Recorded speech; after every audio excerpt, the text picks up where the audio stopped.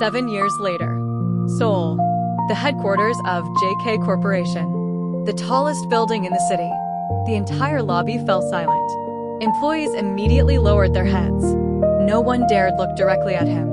Jungkook, 29 years old, South Korea's youngest billionaire, the richest businessman in Seoul. The man newspapers called the CEO without a heart. His black suit was perfectly tailored. His expensive watch reflected the morning sunlight. His expression, cold, unreadable, empty. He walked through the hallway. Every employee stepped aside. Even the sound of footsteps disappeared, because everyone knew one mistake could end their career. Inside the meeting room, a manager nervously stood before him.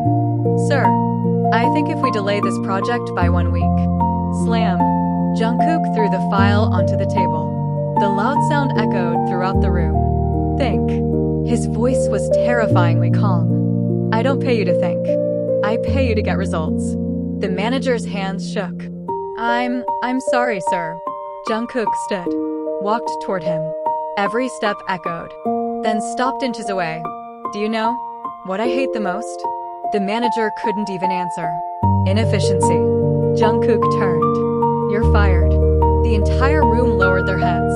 No one dared speak. Hours later, Jungkook entered his office.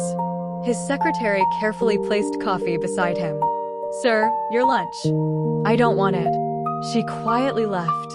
Again, just like every day. Buzz. His phone vibrated. "Hey, in Redheart." He answered. "What?" Not hello. Not how are you. Just, what? Jungkook. Haeun's cheerful voice came. "You forgot today's charity gala." Jungkook closed his eyes. "I have work."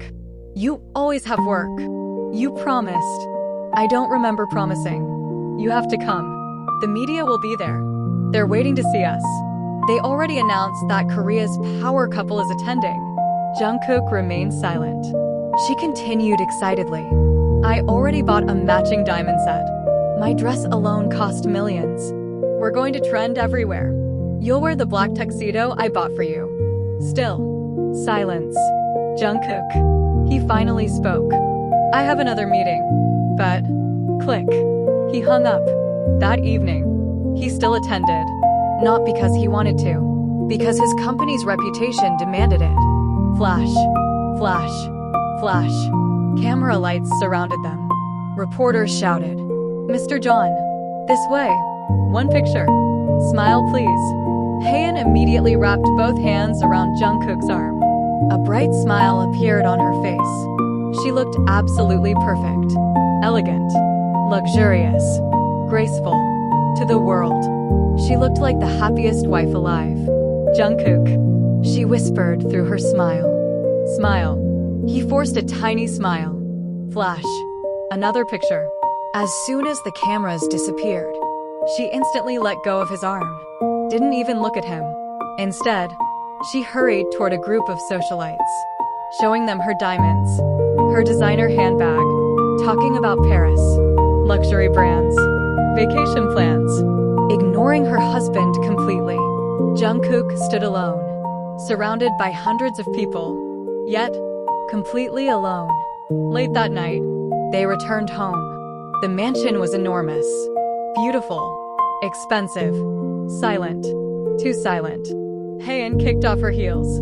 "I'm exhausted," then immediately called her friends. "Oh my god, did you see today's photos? We're already trending. They're saying we're the most elegant couple." She laughed happily. For nearly an hour, without asking Jungkook how his day was, whether he had eaten, whether he was tired. Nothing. Jungkook quietly walked toward the balcony. The city lights stretched endlessly before him. He lit a cigarette.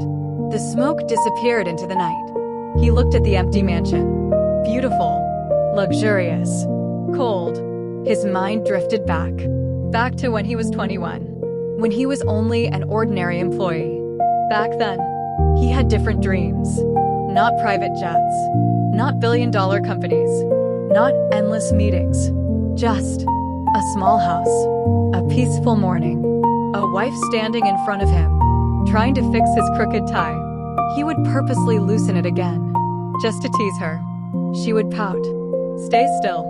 He would laugh, then suddenly hug her from behind, resting his chin on her shoulder. I'll be late because of you. No, you'll be late because you're teasing me. She would lightly hit his arm. He would laugh louder, the smell of breakfast filling the house. They would cook together. He would secretly steal food from the pan. She would scold him. He would kiss her forehead, then leave for work, only to rush home again. Because home would be his favorite place. A place filled with warmth, with laughter, with love. Jungkook slowly opened his eyes. The cigarette had already burned to the end. Those dreams never came true, not because they were impossible, because he traded them away. For wealth, for power, for a title. He quietly whispered to himself, was this really the life I wanted? At that moment, his phone rang. It was Park Jimin. Hey, Jungkook. I found a property you'll definitely like. Jungkook sighed. I'm not interested. You will be after seeing it. I'll send the pictures. Before Jungkook could refuse, Jimin hung up. A few seconds later, several photos appeared on his phone. The first picture showed a magnificent modern mansion. Huge glass walls. Luxury architecture. Everything Haein loved. Jungkook scrolled. Then, his thumb stopped. Beside the mansion was a small house. White walls. A tiny wooden gate. A porch. Flower pots lined along the path. A swing under a tree. Nothing luxurious. Nothing expensive. Yet, his eyes remained fixed on it. For some reason, his heart felt strangely calm, as if he had seen that place before. Or perhaps, it looked exactly like the home he had once imagined. He stared at the picture for a long time, without realizing it. A faint smile almost appeared on his lips. But before it could, the bedroom door opened. Haein walked in. She looked at the photo. Oh, Jimin finally sent it. She snatched the phone. Her eyes sparkled. I love this mansion. Then she frowned. What is this ugly little house next to it? She zoomed in. Her face twisted with annoyance. It ruins the entire view. She scoffed. When we buy this mansion, tell Jimin to remove that house. Jungkook slowly looked up. Remove it. Yes. I don't want some middle-class family living next to us. Tell them to move. If they refuse, she shrugged. Pay them. If they still refuse, demolish it. Jungkook's expression changed instantly. His voice turned cold. No. Haein blinked. What? That house. It stays. For a moment. Even Jungkook himself didn't understand why those words came out so firmly. He simply knew one thing. That little house felt more like home than the mansion he was about to buy. 1 month later, a long convoy of luxury cars slowly entered one of Seoul's most expensive residential areas. The black gates of the magnificent mansion opened automatically, one after another. Luxury cars entered the property. Dozens of servants hurried around carrying expensive furniture, paintings, crystal chandeliers, imported decorations, and designer boxes. The mansion looked exactly like something out of a billionaire's dream. Huge, luxurious, perfect. Yet, to Jungkook, it felt strangely empty. Haein stepped out of the car wearing designer sunglasses and an expensive dress. She looked around proudly. A satisfied smile appeared on her lips. This, she whispered. This is exactly the kind of house I deserve. She clapped her hands loudly. Everyone, move faster. Immediately, every servant hurried. One young maid accidentally placed a flower vase on the wrong table. Crash. The vase tilted slightly. Haein's expression darkened instantly. What are you doing? The poor maid immediately bowed. I am sorry, ma'am. Sorry. Haein laughed sarcastically. Do you even know how expensive that vase is? Before the girl could finish. Slap. Haein pushed the vase back onto the table with force. Use your brain. If you don't know how to work, then leave. The young maid's eyes became red. She lowered her head. I'm sorry. Another servant walked past carrying a painting. Hey! Haein shouted again. Carefully. If you scratch it, you'll never be able to pay for it in your entire life. The servant quickly apologized. A new worker struggled to lift a heavy wooden cabinet. His hands shook. Haein looked at him in disgust. You little idiot. If you can't carry it, then why are you even here? The poor man apologized repeatedly. Sweat covered his forehead. Jungkook silently watched everything. He didn't say anything. Not because he approved.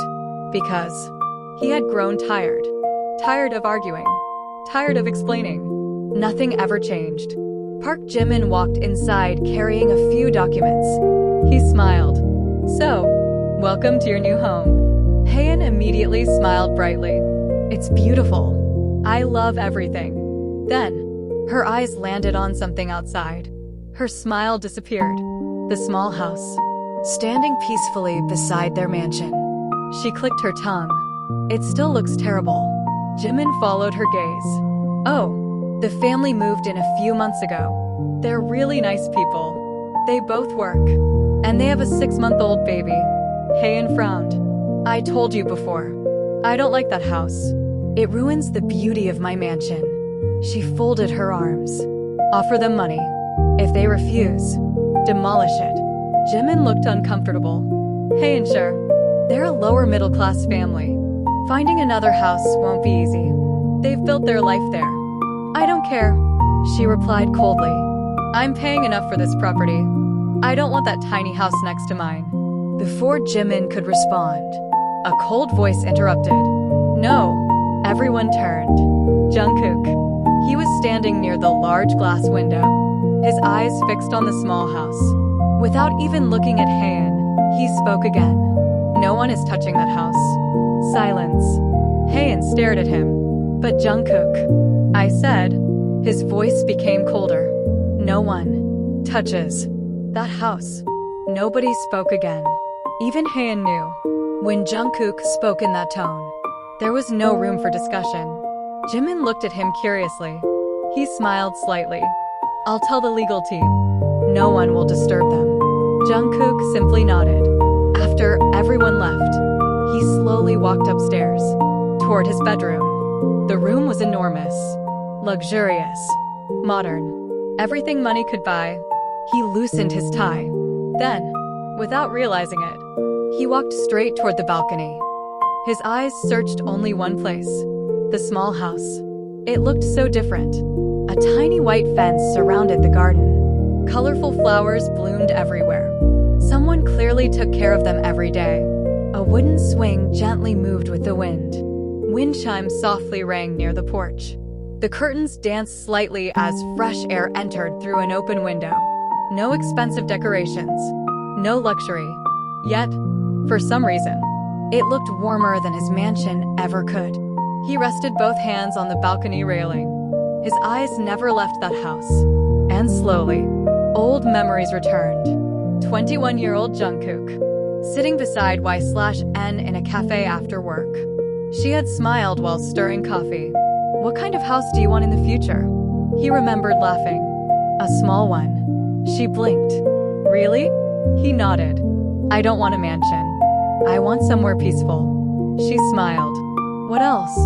He answered without thinking. You'll wake me up every morning because I'll never wake up on time. She laughed. I definitely will. You'll make my tie. I'll purposely make it messy again, so that you'll fix it twice. She lightly hit his shoulder. You're impossible. He laughed. I know. And while you're cooking breakfast, I'll keep hugging you from behind. You won't be able to cook. She rolled her eyes. I'll hit you with a spoon. You won't. I will. You'll only pretend. Both of them laughed. Back then, those dreams felt so close. So real. A loud voice suddenly pulled him back to reality. You! Haein's angry scream echoed throughout the mansion. Can you even arrange flowers properly? Jungkook closed his eyes. The warm memory disappeared, replaced by reality. A mansion filled with expensive things, but never with peace. He looked once more toward the small house. For reasons he couldn't explain, it calmed him. He didn't know who lived there. He didn't know why he kept looking. But something deep inside his heart whispered, that house has everything you've been searching for. And for the first time in years, Jungkook found himself waiting for evening. Not because of work, but because he wanted to see the lights of that little house turn on. Seoul, 11:48 p.m. Rain poured relentlessly. Lightning flashed across the dark sky. An abandoned warehouse stood silent on the outskirts of the city. Except, tonight, it wasn't silent. A man knelt on the cold concrete floor. Handsome, cold, dangerous, just like a worst nightmare. His expensive suit was soaked from the rain. His entire body trembled. Around him, dozens of men dressed in black stood motionless. No one dared speak. No one dared move. Because they were waiting. For him. Heavy footsteps echoed through the warehouse. 1, 2, 3. The kneeling man's breathing became uneven. A pair of polished black shoes stopped in front of him. The man slowly looked up. Only the lower half of the stranger was visible. Black gloves, a long black coat, an overwhelming presence. The air itself felt heavier. He didn't raise his voice. He didn't need to. So, the deep voice echoed calmly. "You touched my wife." The kneeling man immediately shook his head. It was an accident. "I swear, I didn't know she was." A gloved hand lifted slightly. The warehouse fell into complete silence. Even the terrified man's voice stopped. "You didn't know?" The mysterious man let out a quiet, humorless chuckle. "My men warned you. You ignored them. My wife told you to step back. She requested let her go. You laughed? You wanted to have fun, huh? These hands of yours grabbed her wrist, right?" The kneeling man's face turned pale. "I was drunk. I wasn't thinking. Please forgive me." Silence. Then, the stranger took one slow step closer. His voice remained calm, almost gentle. "The moment you touched her, you signed your own punishment." The kneeling man crawled backward in panic. "Please, I have children. I'll never do it again. I'll apologize to her. I'll leave the country. Please." The mysterious man looked at him without emotion. There are many things a person can apologize for. He paused. "But laying your hands on what's precious to me isn't one of them." He turned away, without another glance. His cold voice echoed through the warehouse. "Take him away, and end him." Then he smiled slowly. "I have promised my love that I'll not kill anyone from now, but I can order, right?" He smiled dangerously. The kneeling man screamed in terror. "No, please. I'll do anything. Please." His cries echoed through the building before fading into the storm outside. The warehouse became silent once more. One of the men in black carefully stepped forward. "Boss, the security footage from Madam's office has been erased." The man gave a small nod. "Good. No one needs to know this happened." "Yes, boss." Another guard hesitated. "Madam asked if you were coming home tonight." For the first time, the cold atmosphere around him softened. Just slightly. His eyes lowered. "I'll be home." "And?" The guard waited. "Don't tell her. She doesn't need to know. According to her, I am at office." He smiled at her innocence. The way she pout while packing his lunchbox, just because she thinks if she won't, then he'll not eat well. The guard smiled faintly. "As you wish." The mysterious man walked toward the waiting black car. Rain continued falling. Before getting inside, he looked up at the night sky. A small smile, barely noticeable, appeared for an instant. The terrifying man everyone feared, the man whose name alone made powerful people panic, had only one weakness: his wife. He could lose money, power, influence, everything, for her. According to her, he is just an ordinary man. Innocent, simple, kind. The man who smiles softly, remembers her favorite flowers, and gently tucks a strand of hair behind her ear. She has never seen the darkness hidden behind those calm eyes, because only he knows. His cruelty has no limits for those he considers his enemies. Mercy is a word he buried long ago. He is the nightmare whispered about in the underworld.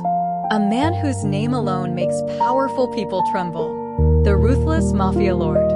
Yet, before her, he becomes nothing more than a man hopelessly in love. He would abandon the throne, the power, the wealth, the fear, and even the empire he built with blood, just to stay by her side. But if anyone ever dared to hurt her, they would discover why people whispered, "Never touch what belongs to the devil." He won't hesitate.